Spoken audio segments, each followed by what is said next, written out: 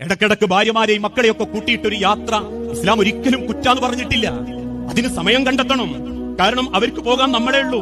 ഈ അടുത്ത ദിവസം ഒരു സാധു പെൺകുട്ടി വന്ന് സങ്കടം പറഞ്ഞിട്ടുണ്ട്. ഒരു കുടുംബത്തിന്റെ കൗൺസിലിംഗ് നടന്നുകൊണ്ടിരിക്കുമ്പോ പറഞ്ഞു, ഉസ്താദിനറിയോ, ഞാനൊന്ന് കോഴിക്കോട് ബീച്ച് കണ്ടിട്ട് ഈ അടുത്ത കാലത്തൊന്നും ഞാൻ കണ്ടിട്ടില്ല.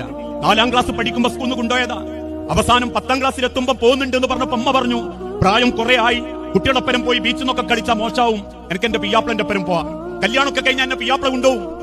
അവസാനം ആ പെൺകുട്ടി നെഞ്ചു പൊട്ടിയിട്ട് പറയാ, കല്യാണം കഴിഞ്ഞപ്പോ ഞാൻ മോഹിച്ചു, പക്ഷെ എനിക്ക് കിട്ടിയതാവട്ടെ ഒരു യാത്ര ഇഷ്ടപ്പെടാത്തൊരു ഭർത്താവ്, ഒരു സ്ഥലത്തേക്ക് എന്നെ കൂട്ടിക്കൊണ്ടുപോകാത്തൊരു ഭർത്താവ്.